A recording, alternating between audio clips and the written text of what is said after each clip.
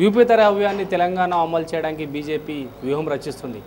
అందుకే బీజేపీ జాతీయ అధ్యక్షుడు హైదరాబాద్ పార్లమెంట్ సమీక్ష సమావేశానికి హాజరవుతున్నారు. అత్యధికంగా ముస్లిం ఓటర్లున్న హైదరాబాద్లో తమ వైపు తిప్పుకోవడానికి బీజేపీ ఏం ప్లాన్ చేస్తుంది? అసలు బీజేపీ ప్లాన్ ఎంతవరకు విజయవంతమవుతుందో ఒక్కసారి చూద్దాం.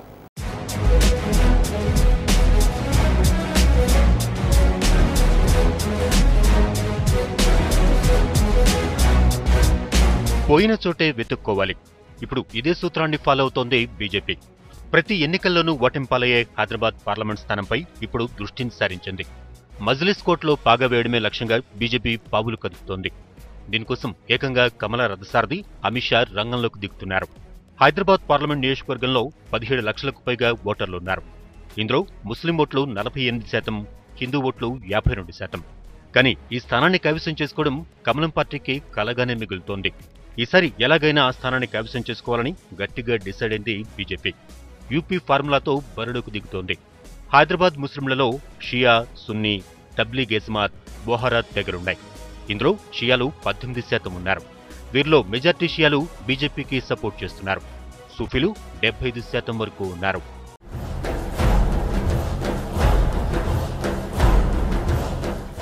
యూపీ ఎన్నికలకు ఏడాది ముందే ప్రధాని మోదీ సూఫీలతో ఢిల్లీలో కాన్ఫరెన్స్ నిర్వహించారు. యూపీ ఎన్నికల్లో దీని ప్రభావం కనపడింది. ఇప్పుడు అదే ప్లాన్ను ఇక్కడ కూడా అప్లై చేసేందుకు బీజేపీ రెడీ అవుతోంది.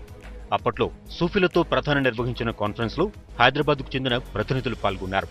ఇప్పుడు వాళ్లతోనే బీజేపీ నేతలు సంప్రదింపులు జరుపుతున్నారు. హైదరాబాద్ పార్లమెంట్ जो 2014 का चुनाव हुआ उसमें भारतीय जनता पार्टी के कैंडिडेट ने 3,15,000 वोट हासिल किए और दूसरे नंबर पर थे.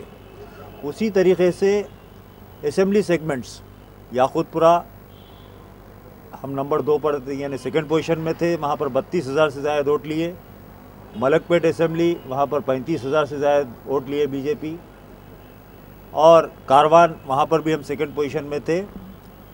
హైదరాబాద్ పార్లమెంట్ స్థానం పరిధిలోకి వచ్చే 7 అసెంబ్లీ నియోజకవర్గాల్లో 2014 ఎన్నికల్లో గోషమహల్ స్థానాన్ని బీజేపీ కైవసం చేసుకుంది. మిగతా 6 స్థానాల్లో సెకండ్ ప్లేస్లో నిలిచింది. ఇవి సానుకూల పవనాలుగానే బీజేపీ భావిస్తోంది. పాత బస్తీలో కూడా బీజేపీకి బలమైన నేతలు ఉన్నారు. అమిత్ షా పర్యటనలో అక్కడ బీజేపీ కేడర్ను మరింత బలపరచాలని చూస్తున్నారు. నిజంగా ఈ అమిత్ షా గారి టూర్ పర్యటన వివరాలు బయటికి పొక్కంగానే ఈ ఎంఐఎం ఇతాల్ ముస్లిమీన్ అక్బరుద్దీన్ ఓవైసీ, అసద్ ఓవైసీ గారి యొక్క ఒళ్ళు జలదరింపు ప్రారంభమైంది. అట్లాగే టీఆర్ఎస్ శ్రేణుల్లో కూడా నిరుత్సాహం ఆవరించింది. ఎందుకంటే అమిత్ షా గారు టార్గెట్ తెలంగాణ పెట్టుకుని కాంగ్రెస్ ముక్త్ భారత్ ఎలా చేశారో అట్లాగే ఎంఐఎం ముక్త్ భాగ్యనగర్ అని ఒక నినాదంతో ముందుకు వస్తున్నాం. ఖచ్చితంగా అమిత్ షా గారి ఈ పర్యటనతో తెలంగాణలో బీజేపీ నగారం మోగనుంది. బీజేపీ ముస్లింలకు అండగా నిలుస్తుందన్న భరోసా కల్పించేలా ప్రణాళికలను నేతలు రచిస్తున్నారు. ట్రిపుల్ తలాక్కు వ్యతిరేకంగా ముస్లిం మహిళల హక్కులు కాపాడతామని చెబుతున్నారు. ముస్లిం మహిళా ఓటు బ్యాంకుపైనే ఎక్కువగా దృష్టిని పెడుతున్నారు. షియాలను ఈ దేశంలో అనేక రోజులుగా సున్నీలుగా ఉన్నటువంటి వాళ్ళు అణిచివేస్తున్నటువంటి విషయము పత్రికల్లో ప్రచారాలు మనం చూస్తూ ఉన్నాం.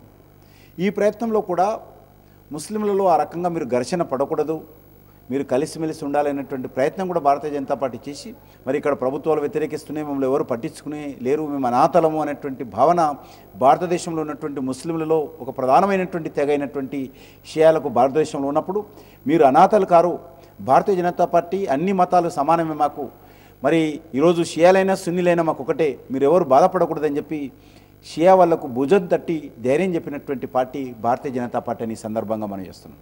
మొత్తానికి యూపీ ఫార్ములా హైదరాబాద్లో ఎంతవరకు వర్కౌట్ అవుతుంది, మజ్లిస్ కోటను బద్దలు కొట్టడం బీజేపీకి సాధ్యమవుతుందా అన్నది ముందు చూడాలి.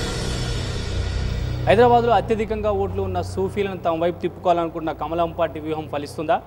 మహిళా ముస్లిం ఓటర్ల సమస్యలపై పోరాడాలనుకున్న తెలంగాణ కమలం పార్టీ కళ సాకారం పోతుందా చూద్దాం.